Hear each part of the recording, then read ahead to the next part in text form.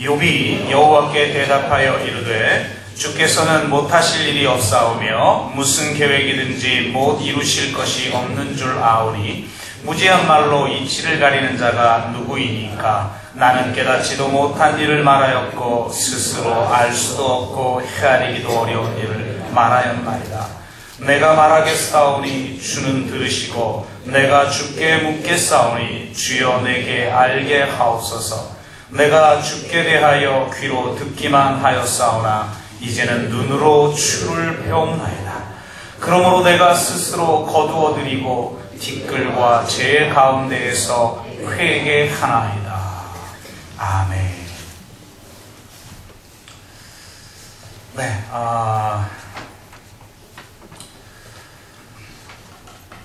여러분은 혹시 1755년 11월 1일 포르투갈의 리스본을 덮친 대지진에 대해서 들어보셨습니까?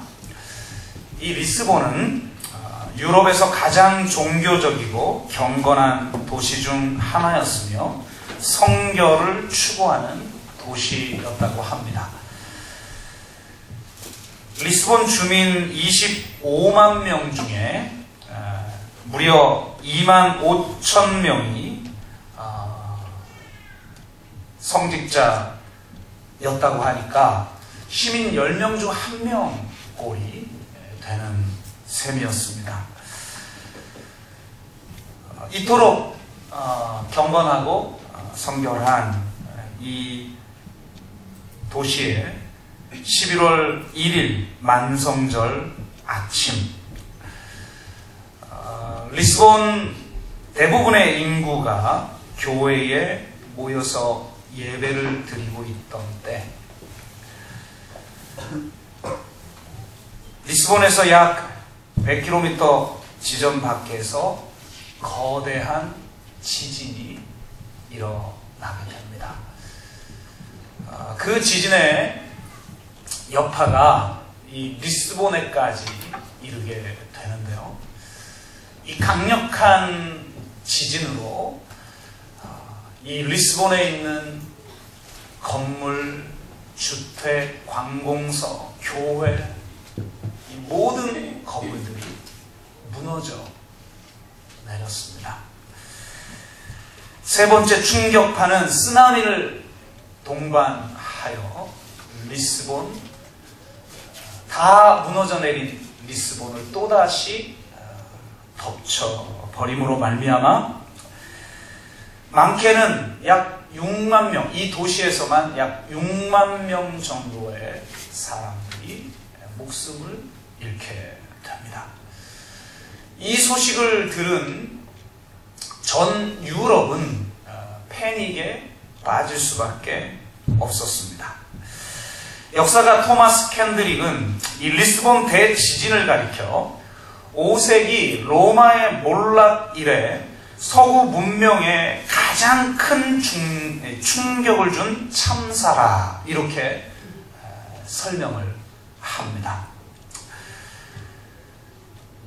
우리가 현대에서 아우슈비츠를 이야기하듯이 그 18세기의 유럽인들은 이 리스본 대지진에 대해서 이야기를 했다고 합니다. 리스본 대지진 이후에 수많은 사람들이 신앙의 회의를 가지고 신앙을 버렸으며 유럽은 기독교 세계와 결별하기 시작했다고 역사학자들은 말하고 있습니다. 이 충격적인 리스본 대지진은 우리에게 치명적으로 위험한 질문을 떠올리게 됩니다. 리스본이라는 도시가 무릎을 꿇고 기도하고 예배하다가 재해를 입고 파괴되었을 때 하나님은 도대체 어디에 계신가?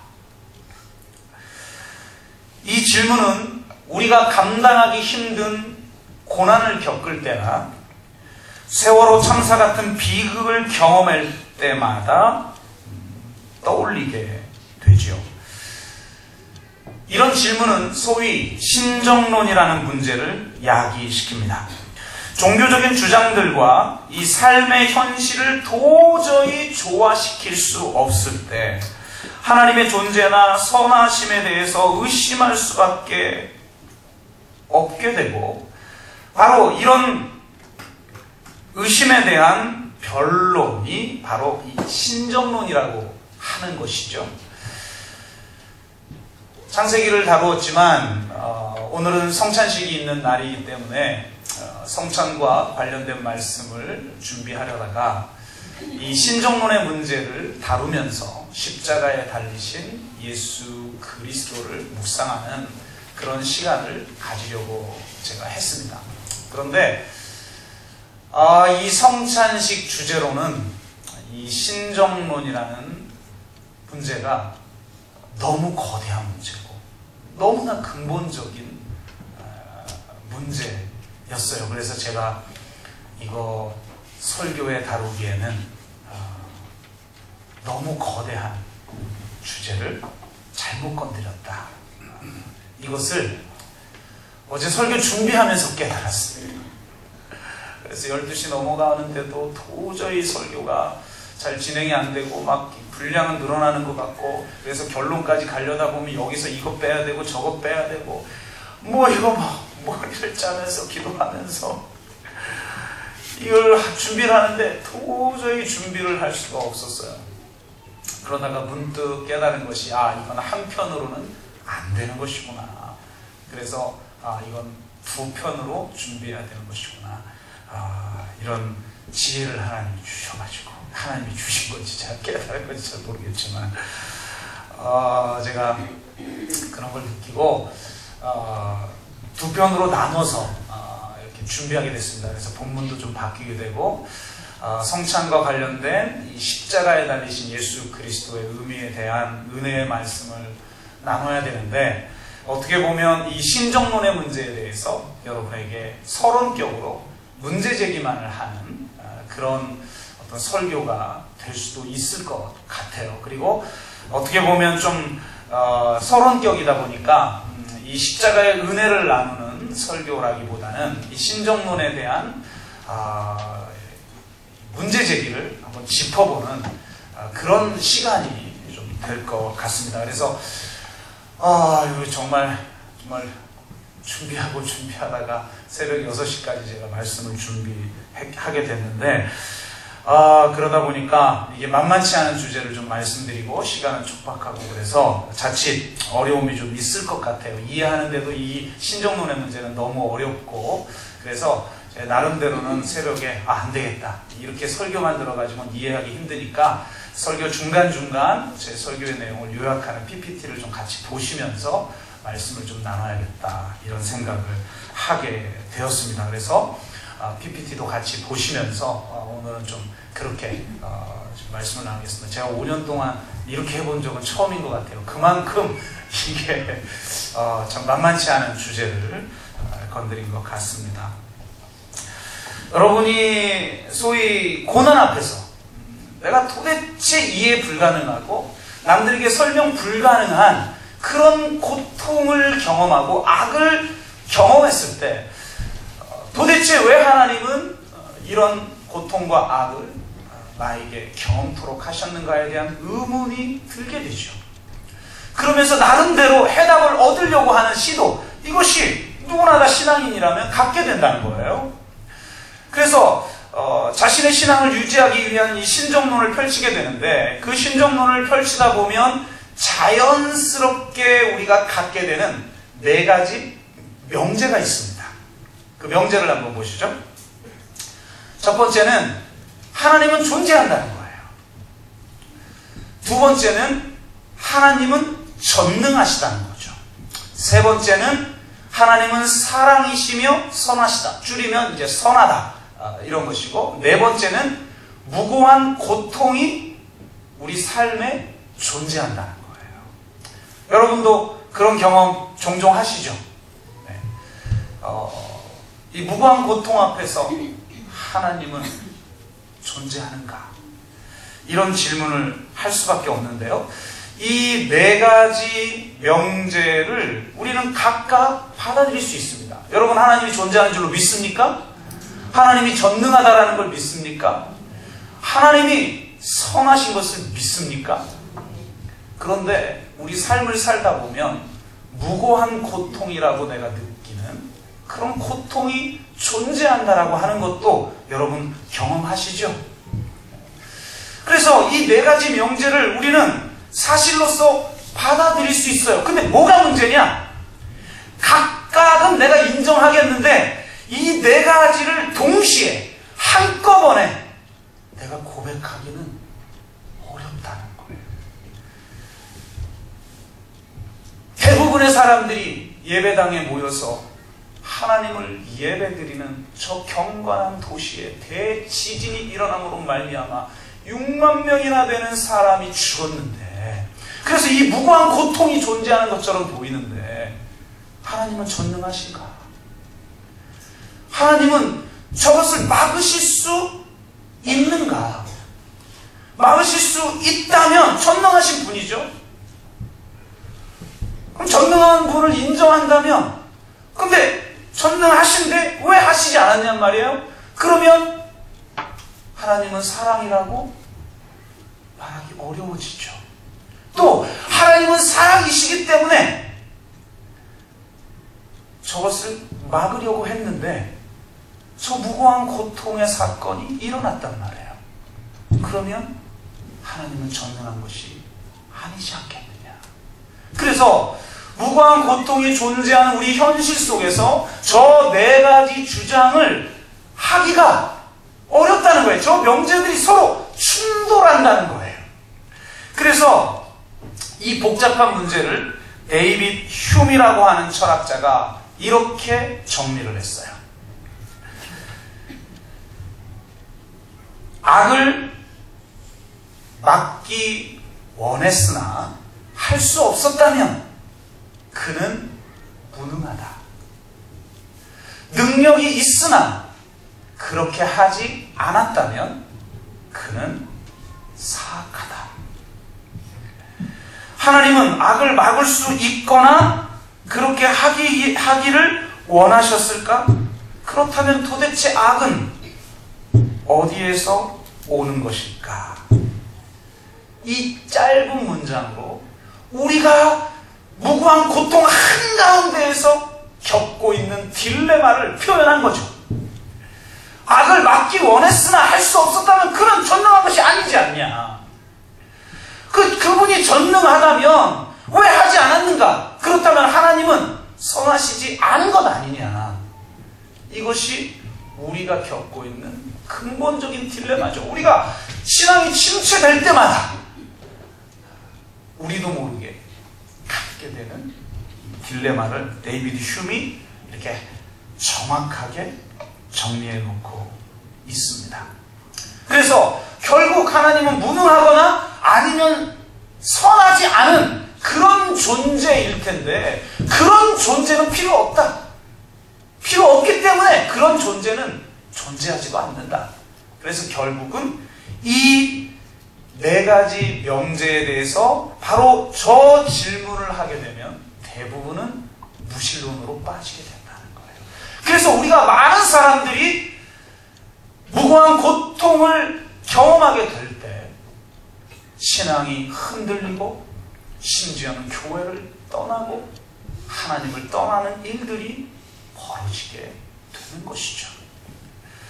신앙인들 중에 그럴 뿐만 아니라 신앙을 가지지 않고 있는 사람들이 우리 기독교를 비판하기 위해서 결국 저 문제를 우리에게 제시하고 있다는 거예요. 신은 전능하지 않거나 선하지 않은 것 아니냐. 그렇지 않다면 어떻게 이 세상에 이 무고한 고통과 악이라는 게 존재하느냐라고 우리에게 질문할 때 우리는 도대체 어떻게 답변을 해야 하는 것입니까? 먼저 온전하지 못한 답변을 오늘 나누고 다음 설교 때 십자가에 달리신 우리 예수 그리스도를 통해서 성경이 제시하고 있는 올바른 답은 무엇인가에 대해서 한 번 더 나누도록 하겠습니다. 신정론에 대한 온전하지 않은 반응은 크게 두 부류로 나눌 수가 있는데요. 여러분이 만약 이 네 가지 명제를 가지고는 도대체 이 딜레마를 헤어나올 수 없다면, 그렇기 때문에 이 네 가지 명제 중에 어떤 것은 우리가 분명히 조정을 해야만 답변을 할 수가 있게 된다면, 저 네 가지 명제 중에 뭘 조정을 혹시 한다면 뭘 조정을 하고 재해석할 수가 있겠습니까? 여러분 같으면 뭘 하겠죠? 네 가지 중에 하나님은 존재한다, 하나님은 전능하다, 하나님은 선하시다, 무고한 고통이 존재한다. 이 네 가지 중에 어떤 걸 좀 조정해서라도 신앙을 지키겠습니까? 절대로 조정이 불가능한 항목이 있죠. 네 가지 중에 뭐죠? 하나님은 존재한다. 이거는 만약 이거를 조정하면 그거는 나는 이제 무신론자가 되는 거기 때문에 이 제1명제에 대해서는 우리가 어떻게 건드릴 수가 없어요.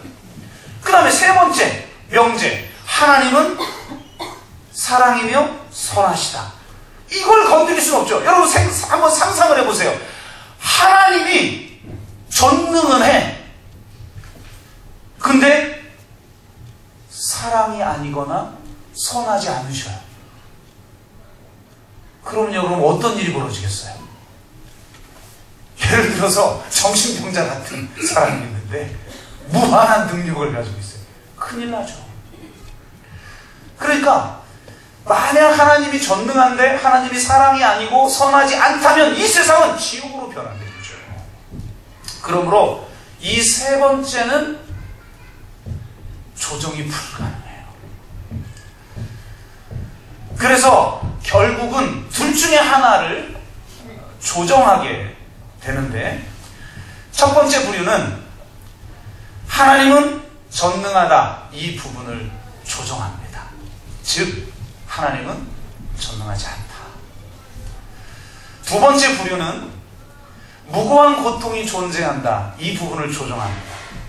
무고한 고통은 존재하지 않는다라는 거예요. 그래서 오늘은 이 두 부류의 사고방식이 우리도 모르게, 이 사고방식을 우리도 가지고 있고 또 한국교회가 가지고 있어서 이 세상에 비극적인 일이 날 때마다 왜 이렇게 자꾸 기독교가 실언을 하는가, 그 부분을 점검하고 마지막 마무리를 하도록 하겠습니다.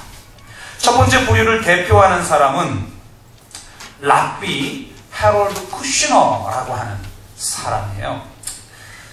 이 사람의 아들이 이름이 아론인데요, 선천성 조로증을 가지고 있었습니다. 그러니까 빨리 늙는 거죠. 그래서 이 우리가 보통 겪는 성장 속도가 아닌 속도로 빠르게 늙음으로 말미암아 온 세포와 뼈마디에 고통이 임하는 병이에요. 그러니까 이 랍비 해롤드 쿠시너는 자기 아들이 이 선천성 조로증으로 말미암아 고통당하는 모습을 지켜봐야 했고, 결국 이 아이는 14살이 되어서 고통 가운데 숨을 거두게 됩니다. 그러면서 그는 이런 질문을 갖게 된 거예요. 왜 나에게 이런 고통이 있는가? 이런 고통 가운데에 하나님은 도대체 뭘 하고 계시는가? 이 질문을 할 수밖에 없었겠죠. 그런데 그는 랍비이기 때문에 신앙을 포기할 수 없었어요. 그래서 결국은 이 네 가지 명제 중에 한 가지를 고칠 수밖에 없었어요. 왜?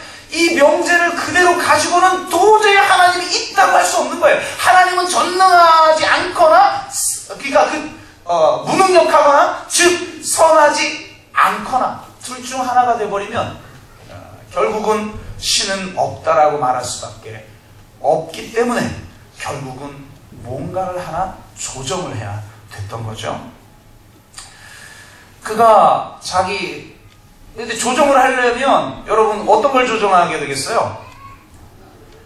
여러분 어린아이의 고통만큼 무고한 고통처럼 느껴지는 게 있을까요? 혹 자기 자식이 죽어가는 모습 느끼는 그 고통만큼 무고한 고통처럼 느끼는 게 있을까요? 그러니까 그는 네 번째 전제, 네 번째 명제는 어떻게 할 수가 없었어요. 무고한 고통이 존재하는 거예요, 진짜. 그러니까 결국 한 가지 남았죠. 하나님은 전능하다. 이 명제를 고치려고 마음에 먹게 되는데, 마음을 먹게 된 이유가 있어요. 내가 이렇게 고통을 겪을 때 사람들이 위로한답시고 이 쿠시너에게 조언을 해줘요. 그런데 들어보니까 전혀 위로도 안 되는데, 들어보니까 가장 많이 자기에게 위로의 말을 하는 게 뭐였냐면,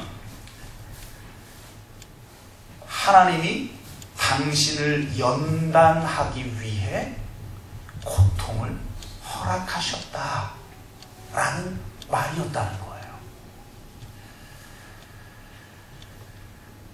연단하기 위해 주신 것이므로 감당할 만한 시련이고 감당할 만한 사람에게 주셨다는 거예요.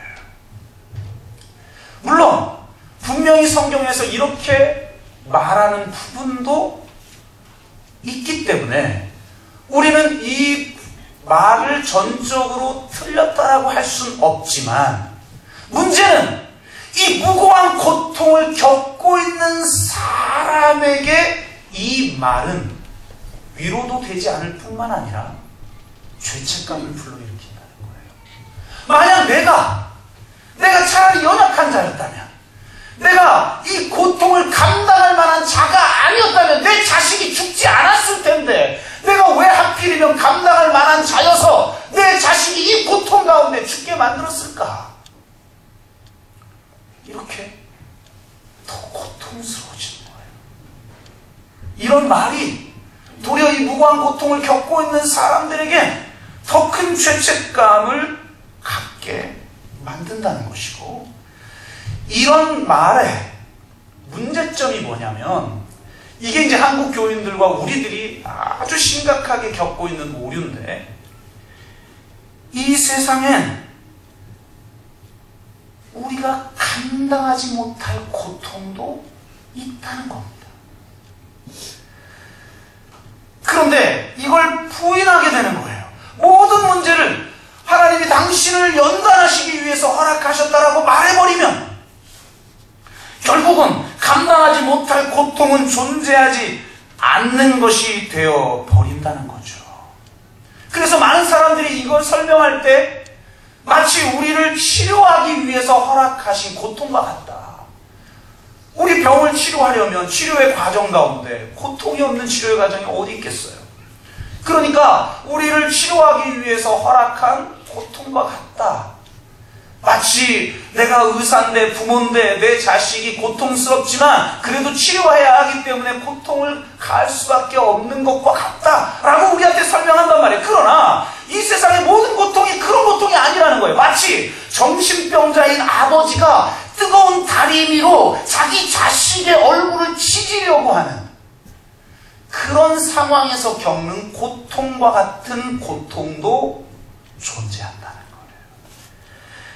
거예요. 연단이 아니라 그냥 파괴해버리고 마는 그런 고통도 이 세상에 존재한다는 거죠. 그렇기에 그런 고통을 겪고 있는 사람들에게 이것은 전혀 도움이 안 된다. 또 그 쿠시너가 자식으로 인해서 고통당하고 있을 때 그 다음 많은 반응이 뭐냐? 우리가 겪는 고통과 악이 지금은 알 수 없지만 종말에 가면 드러나게 되는 감추어진 축복이라는 말이에요. 고통은 위장된 축복이니까 고통도 축복이야. 그걸 깨달아야 돼. 그걸 깨닫는 것이 신앙이야. 라고 하는 말이었다는 거예요. 이걸 비유하면 벽걸이 융단 같은 거죠. 여러분 벽에 걸어놓은 융단 같은 거 요즘은 잘 안 하죠. 요즘은 잘 안 하는데 옛날에 보면 벽걸이 융단이라는 게 있어요. 근데 그 융단을 보면 뒷면을 보면요, 실타래가 엉켜있고 엉성하게 짜여 있어요. 그러나 앞면을 보면 너무나도 아름다운 그림이나 문양이 그려져 있죠. 마치 이와 같다는 거예요. 그 뒷면이 엉키고 엉성한 것처럼 고난이 그런 모습을 하고 있다는 거예요. 그러나 그 앞면을 보면 아름다운 그림이 그려져 있는 것인데 우리가 그걸 알지 못하고 그 마지막 종말의 때 온전하게 드러나게 된다는 거예요. 상당히 설득력이 있고 우리가 일반적인 고통을 겪고 있을 때는 위로가 되는 말이지만 문제는 뭐냐? 이 벽걸이 융단의 뒷면은 감춰져 있는 반면 우리가 겪고 있는 고통은 앞면이라는 거예요. 그 그림이 감춰져 있고 우리는 실제적으로 고통을 겪고 있다는 거죠. 그렇기 때문에 실제적으로 고통을 겪고 있는 무고한 고통을 말씀드리는 겁니다. 무고한 고통을 겪고 있는 사람들에게는 이 말이 위로가 안 되더라는 거예요. 그래서 쿠시너가 이런 신앙인들의 위로의 말이 전혀 위로가 되지 않으면서 저 위로의 말에 담겨져 있는 근본적인 전제가 무엇인가를 그가 비판해요. 저 말들은 근본적으로 내가 고통 겪고 있는 이 고통의 원인이 하나님이라는 가정에서 시작한다고 그는 비판해요. 이것은 매우 위험한 가정인데 이런 주장은 결국 하나님을 악의 주체로 만들어버려요. 기독교가 이런 실수를 얼마나 많이 저지르는지 몰라요. 심지어는 우리나라 백성을 새롭게 하기 위해서 하나님이 세월호를 침몰시켰다라고 몇만 명이 다니는 대형교회 목사가 설교하잖아요. 이렇게 되면 제3번이 무너집니다. 제3번이 뭐죠? 하나님은 사랑이 많고 선하시다. 만약 우리에게 이토록 무고한 고통을 주는 주체가 하나님이라면 아무리 우리를 연단하기 위한 목적이고 아무리 감추어진 축복이라 할지라도 그것의 근본적 원인이 하나님이라면 하나님을 악의 주체로 만들어서 결국은 3번을 무너지게 한다는 거예요. 이런 오류를 한국교회가 얼마나 많이 가지고 있는지 몰라요. 그래서 이 쿠시너는 이 부분을 비판합니다. 그러면서 뭐라고 말을 하는지 아십니까? 결국은 그가 이 문제를 여러분 절망 한가운데서 끝까지 신앙을 지키고 싶은데 도저히 이 네 가지 명제가 함께 조화를 이룰 수가 없는 거예요. 그래서 어떤 것도 포기할 수 없는 거예요. 만약에 그 고통의 원인이 하나님이라면 하나님은 선하다라고 하는 명제가 무너지게 되고 그런 하나님은 절대로 믿을 수가 없는 거죠. 그렇기에 그는 이 하나님은 전능하다라는 명제를 조정합니다. 어떻게 조정하느냐? 하나님은 고통과 악의 원인이 아니다. 왜냐하면 그분은 사랑의 하나님이기 때문에. 이 세상의 고통과 악의 원인은 하나님께 있는 것이 아니라 모든 인간의 삶에 영향을 끼치는 이 세상의 운명의 힘에 의해서 나타나는 것이다. 이 운명의 힘은 우리가 이전에 창세기를 통해 살펴본 혼돈과 공허의 힘과 같은 것이죠. 그런 것들이 있어서 이 세상에 고통과 악을 만들어낸다는 거예요.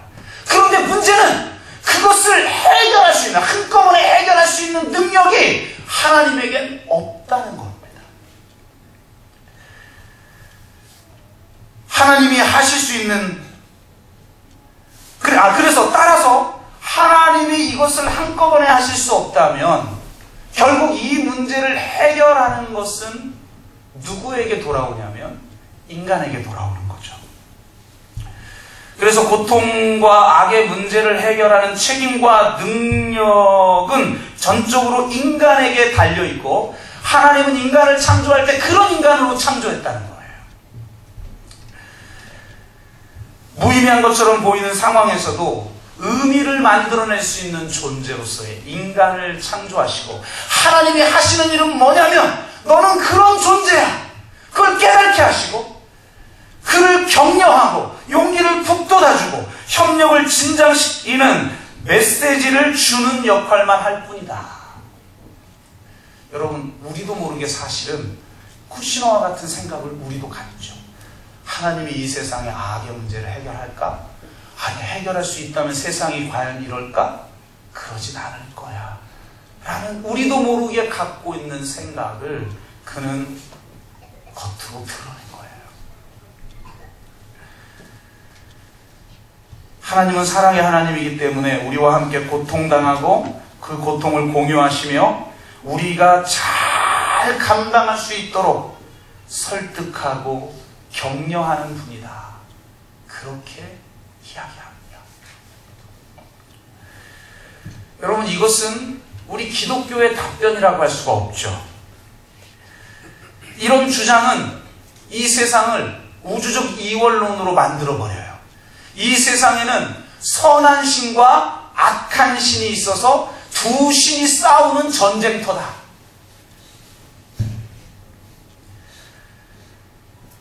이건 결코 기독교적이지 않죠. 기독교는 선한 신이 있고 악한 신이 있다고 결코 말하지 않습니다. 기독교는 이 세상에 하나님은 단 한 분뿐이시다. 다른 모든 신은 우상에 불과하고 거짓 신에 불과하다고 분명하게 이야기를 하고 있는데 우리도 모르게 이 세상이 거짓 신과 악한 신이 싸우는 전쟁터로 여기고 있지 않습니까? 그리고 이 세상은 두 신이 싸우다가 어느 신이 이기느냐에 따라 이 세상의 운명이 좌우된다고 혹시 생각하고 있지는 않습니까? 어쩌다가 선한 신이 싸우면 선이 더 번창하고 어쩌다가 악한 신이 더 이기는 것 같으면 이 세상에 악이 범람하는 것처럼 우리는 혹시 생각하고 있지 않습니까?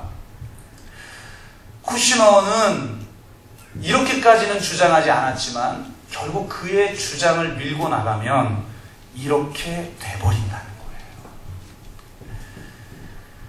그리고 모든 책임을 인간에게 맡김으로 말미암아 고통당하고 있는 사람들에게 너무나 무거운 짐을 또 하나 얹히는 꼴이 되어 버린다는 것입니다. 이렇게 나름대로 신앙을 지키려고 노력하면서 얻은 결론이 결국 무엇을 말하냐면 쿠시너의 하나님은 사랑스럽고 선할지는 모르지만 아무 능력이 없는 불쌍하기 짝이 없는 하나님이 되어버렸다는 거죠. 위엄과 권능이 없는 예배 받으시기에 합당하지 않은 그런 신으로 만들어 버렸다는 거예요.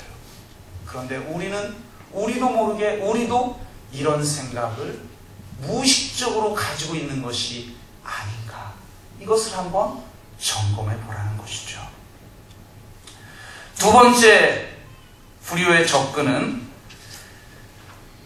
하나님에 대해서는 건드릴 수가 없는 거예요. 그러니까 건드릴 수 있는 건 마지막 네 번째밖에 없는 거죠. 무고한 고통은 존재하지 않는다. 이렇게 주장합니다. 가장 대표적인 사람이 아우구스투스죠. 성 어거스틴이라고 하는 대신학자죠. 그는 자유의지론을 말하면서 이 논지를 펼쳐나갑니다. 이 세상에 악이 존재하는 이유는 선한 신과 악한 신이 싸우기 때문이 아니다. 이 세상의 악이라는 것은 사실은 이 굉장히 어려운 말인데 실제가 아니다. 단지 악은 실체를 가지고 있는 게 아니라 선의 결핍일 뿐이다. 근데 여러분 어떤 결핍도 힘을 가지고 있죠. 예를 들면 진공. 여러분 벽에 창문에다 뭐를 딱 붙이는 거 있죠. 그 변기 뚫는 것 같은 모양의 그 앞 모양처럼 되어 있는 거를 쫙 눌렀다가 빼면 붙어 있죠. 그게 어떻게 붙어 있어요? 진공이 가지는 힘이죠. 그러니까 진공은 아무것도 없는 건데도 강력한 힘이 있다는 거예요. 이것처럼 악은 실제가 아니고 비실제이지만 어떤 힘을 가지고 있는 진공 같은 그런 존재이고 선의 결핍일 뿐이다. 그리고 이런 악을 만들어낸 것은 인간의 자유의지에서 나온 선택의 결과다. 이렇게 주장합니다. 고통과 악은 자유의지를 가진 인간이 반역이라는 잘못된 선택을 한 결과라는 거예요. 그러니까 고통과 악의 책임은 인간에게 있다는 거죠. 그렇기 때문에 무고한 고통이라는 것은 존재하지 않는다는 거예요. 왜? 무고한 존재가 존재하지 않기 때문에. 상당히 설득력이 있고 또 많은 경우 우리들에게 굉장히 익숙한 주장이죠. 그런데 한번 여러분 생각해 보세요. 이런 주장이 과연 실제로 무고한 고통이라고 본인이 느낄 뿐만 아니라 많은 사람들이 무고한 고통이라고 인정할 수밖에 없는 고통을 겪고 있는 사람에게 도대체 위로가 되며 설득력을 가질 수 있을까라는 거예요. 이 고통은 당신 책임이요 라고 설명하는 이 설명이 과연 고통을 겪고 있는 사람들에게 위로가 되는가? 예를 들어서 세월호 참사에 자기 자식이 죽어갔는데 당신의 죄 때문에 저 아이들이 죽었어 라고 말하는 것이 과연 정말 그들에게 위로가 될 수 있는가? 라는 거예요.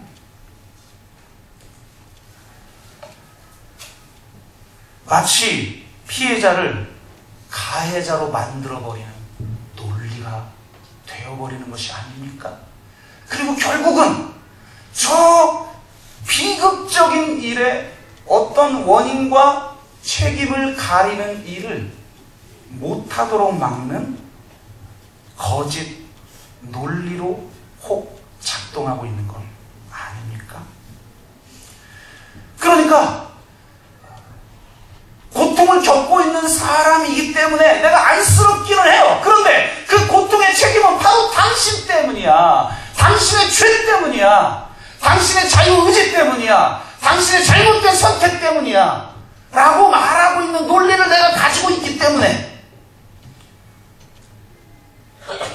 우리는 그 문제를 진정으로 해결할 수 없고 그저 잠시 동정을 가지다가 끝내버리게 되며 심지어는 이 논리가 어떻게 드러나게 되냐면 이런 식으로 드러나게 돼요.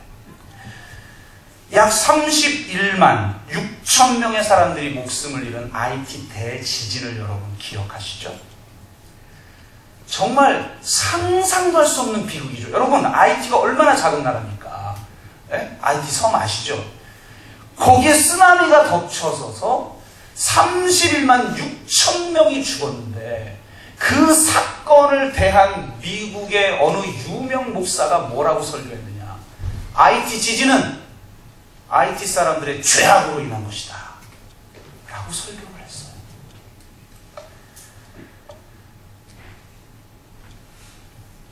약 26만 명 이상이 목숨을 잃고 상상도 할 수 없는 피해를 입힌 저 인도네시아의 쓰나미 사건을 바라보면서 한국의 대형 교회 유명한 목사가 뭐라고 설교했냐면 저 모슬림인들의 죄악으로 인한 하나님의 심판이라고 설교를 했습니다. 이렇게 말하게 되는 논리가 궁극적으로 어디서 나오는가? 무고한 고통은 존재하지 않는다는 거예요. 모두 당신들 책임이라는 거예요. 피해자인 당신들이 곧 가해자라는 거예요. 그래서 우리는 위로하다시고 끊임없이 그들을 가해자로 만들어서 죄책감에 빠지게 만들고 결국 그 문제의 원인을 해결하지 못하도록 만드는 논리 구조를 기독교가 가지고 있어서 무슨 사건만 터졌다 하면 자꾸 헛소리를 한단 말이에요. 그래서 이 세상 사람들에게 끊임없이 욕을 먹는단 말이에요, 기독교가.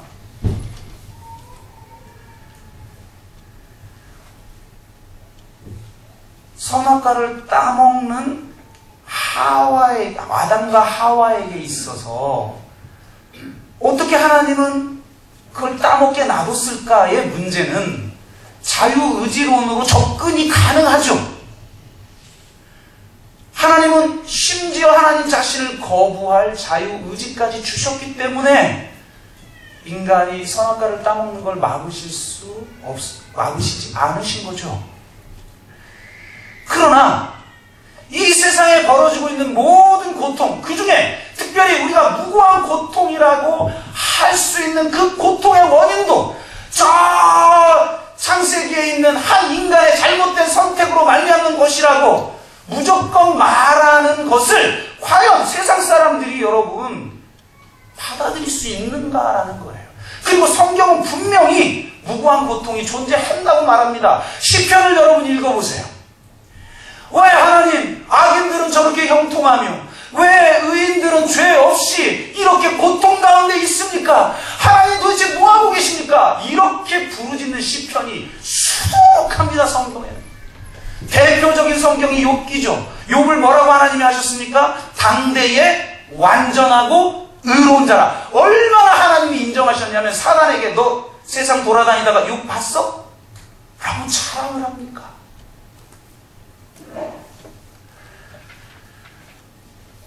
인간이 죄인인 건 맞지만 이 세상에 벌어지고 있는 무고한 고통이 마치 피해자의 또 가해자인 것처럼 그렇게 주장을 해가지고 그건 기독교의 본질을 왜곡하는 거예요. 지금 얼마나 한국교회가 이 강단에서 기독교의 본질을 왜곡하는 메시지를 많이 선포하는지 이거를 조정하지 않으면 안 된다는 거죠. 정말 이걸 조정하기 위해서는 우리가 십자가에 달리신 예수 그리스도의 피 묻은 십자가의 복음의 의미를 제대로 이해해야 한다는 거예요. 그런데 이거는 다음 주에 도저히 제가 한 주 설교를 하려다가 할 수가 없어서 그래서 오늘은 마지막 한 가지 점만 말씀드리고 말씀을 마칩니다. 다음 주는 정교인 연합예배이기 때문에 아이들도 들을 수 있는 주제를 가지고 설교하고 그 다음 주에 십자가에 달리신 예수님을 통해서만 우리는 이 악과 고통의 문제를 해결할 수 있다라고 하는 메시지를 여러분에게 말씀을 드리도록 하겠습니다. 그렇게 오늘은 한 가지 점만 좀 말씀을 드리겠습니다. 악과 고난의 문제를 접근하는 자세의 문제만을 한 가지 점검하고 다음 주에 말씀을 드리겠는데요. 성경은 누구에게 준 책이냐? 이게 중요한 거예요.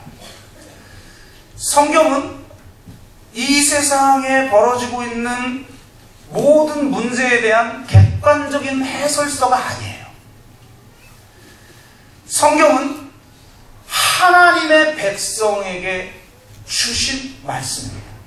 하나님의 사랑을 경험하고 하나님을 사랑하는 사람들에게 주신 말씀이라는 거예요. 욥기만 봐도 그래요. 욥기는 이 세상에 있는 고통과 악에 대한 객관적인 해설서가 아니에요. 욥기는 욥처럼 하나님이 인정한 사람, 욥의 고난을 바라보면서 욥을 정죄했던 그의 친구들, 율법적으로 너의 죄 때문에 고통이 임한 거야 라고 욥에게 와서 욥에게 더 상처만 줬던 욥의 친구들과 같은 자가 아니라 욥은 그런 바리새적인 그런 사람이 아니라 전적으로 하나님을 사랑하는 사람이었어요. 욥은. 그 욥이 자신의 고통 속에서 하나님 이건 아니지 않습니까? 여러분 욥이 뭐 신앙으로 잘 받아들이기만 했는 줄 아시죠? 욥기 읽어보세요. 초반엔 그랬어요. 적신으로 왔은즉 적신으로 간다. 하나님이 내게 복도 주셨으니 화도 주셔야 되지 않겠냐? 이렇게 멋있게 출발을 했어요. 근데 이 고통이 너무나도 고통스러우니까 나중에는 하나님 앞에 따져요. 하나님 앞에 막 따지고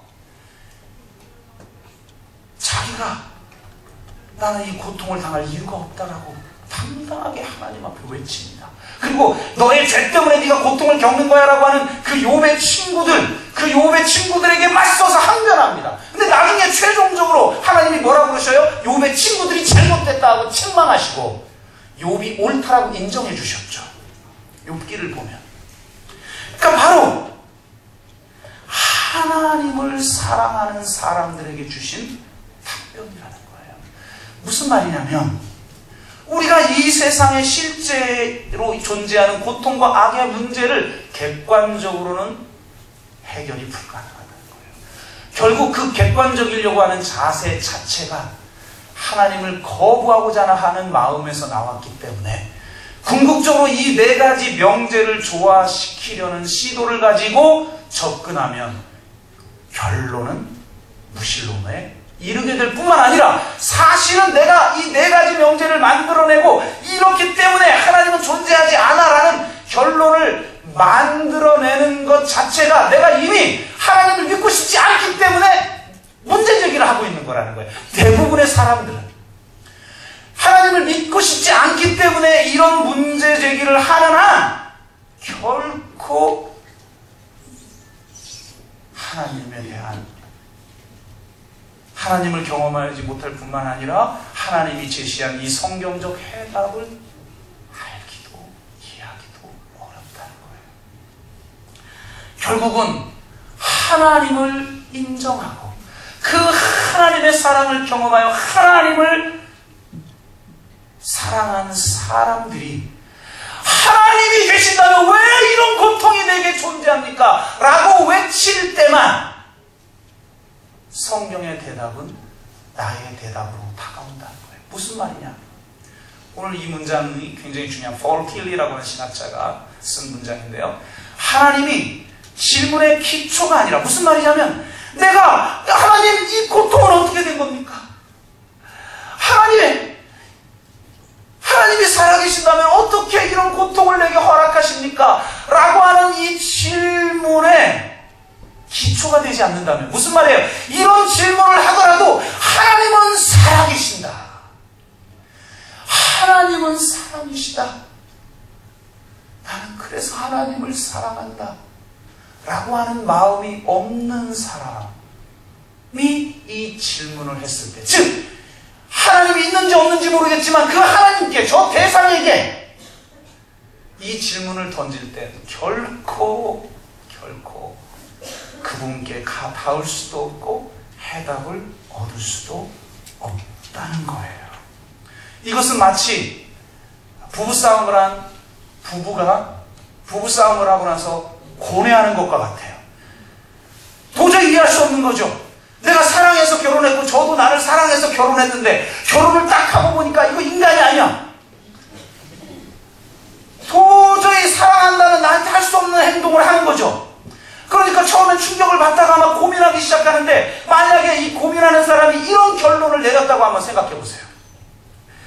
내 아내가 분명히 나를 사랑하는 게 맞는데 저런 행동을 보이는 것은 그런 행동을 멈출 수 있는 능력이 없기 때문이야. 반대로 자신의 행동을 통제할 능력이 인간이기 때문에 분명히 있을 텐데, 여러분 있죠? 막 싸우다가도 밖에 누가 초인종 띵동 띵동 누르면 갑자기 아무 문제가 없는 사람들이 버리잖아요. 둘이 박 터지게 싸우다가 목사님 따오시면 목사님 오셨어요. 통제가 돼요. 물론 이런 상황에서 통제가 안 되는 분들은 정말 답이 없긴 하지만 대체로 통제가 돼요. 그렇다면 통제할 수 있는데 통제를 하지 않는 건 나를 사랑하지 않기 때문일 거야. 그러므로 아까 데이비드 휴메의 명제에 점점 다다르게 되죠. 그러니까 뭐예요? 내 안에는 능력이 있는데 사랑하지 않거나 사랑하는데 능력이 없거나, 무슨 말이냐면 무능하거나 사악하거나, 그러므로 내 안에는 존재하지 않아 라는 결론에 도달한 거예요. 이게 무신론의 도달이죠. 그런데 이게 말이 돼요, 안 돼요? 말이 안 되죠. 그러니까 아니 진짜 왜 나에게 이런 일이 있지? 어떻게 내 아내가 이럴 수 있지? 라고 하는 질문은 내 아내가 존재한다 를 전제로 하고 있는 질문일 때만 질문이 가능한 것이죠. 그리고 내 아내가 사랑하고 나도 사랑한다 라는 걸 경험한 사람이기 때문에 가능한 질문이죠. 마찬가지라는 거예요. 우리가 하나님 어떻게 이런 일이 있을 수 있습니까?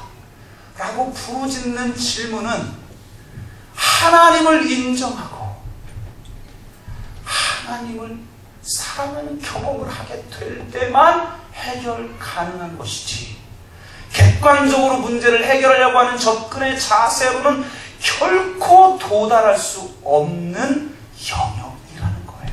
그러므로 여러분, 이 문제가 다 해결이 되고 나면 내가 믿겠다라고 하지 마시고 정말 먼저 하나님을 경험하고 먼저 하나님의 사랑을 경험한 사람들이 간곡하게 부탁하는데, 여러분의 그 모든 시도를 다 내려놓고 하나님 앞으로 먼저 나오시길 바랍니다. 내 이성이, 나의 이 질문이 별거 아니라는 거, 그 질문을 하고 있는 나의 존재가 하나님을 알지 못하는 존재예요. 연약한 존재라는 사실을 인정하고 하나님 앞에 나와야 됩니다. 이해하기 때문에 하나님을 사랑하는 게 아니라 하나님을 사랑하게 돼야 이해되어지는 영역이 존재한다는 거예요. 그러므로 여러분, 하나님 앞에 나오십시오.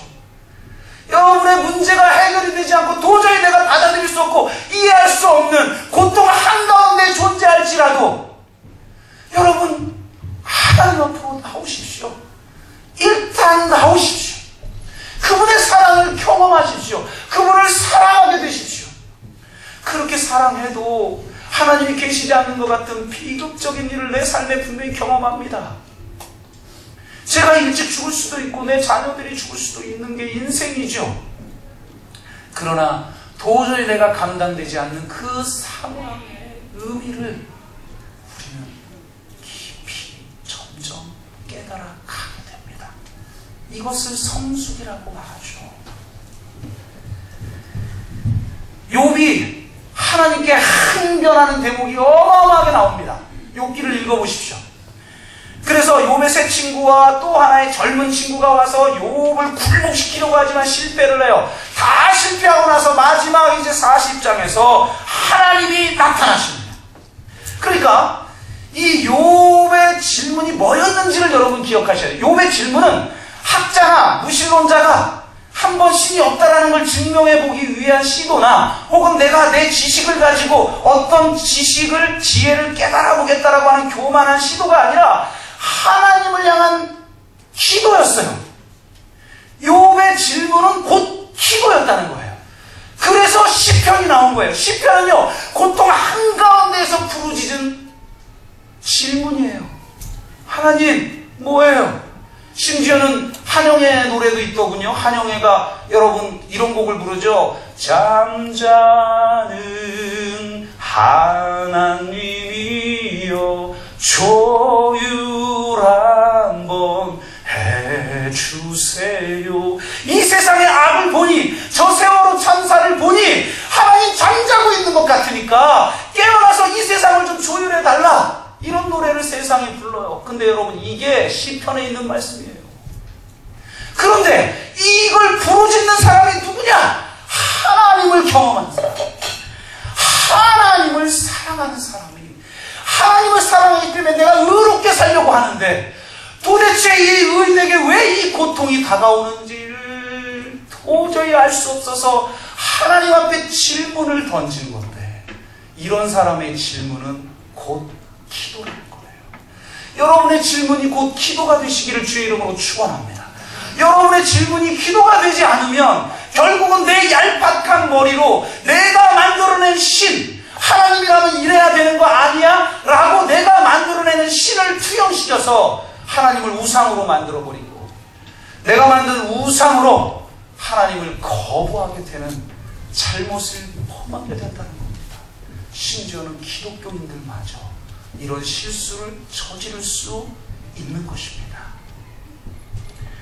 이런 질문이고 기도가 된 욥에게 주님이 나타나십니다.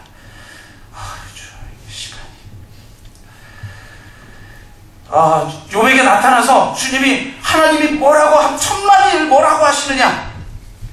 뭐라고 하시죠? 40장 8절에부터 이렇게 얘기합니다. 내가 나의 공의를 부인하려느냐? 너의 의를 세우려고 나를 악하다 하겠느냐? 내가 하나님처럼 능력이 있느냐? 그리하면 너의 오른손이 너를 구원할 수 있다고 내가 인정해 줄게 라고 말씀하셔요. 그리고 나서 쭉 마지막 절까지, 40장 마지막 절까지 하나님이 욥을 몰아세웁니다. 이게 무슨 말이에요? 너가 살아있는 하나님을 만나고 나서 하는 말이 아니라 네가 생각하는 옳음을 주장하려 하느냐? 너의 그 하나님처럼 능력이 없는 너의 그 머리로 네가 옳다고 여기고 네가 맞다고 생각하는 것을 추상시켜서 우상을 만들어 놓고 있는 건 넌 아니냐?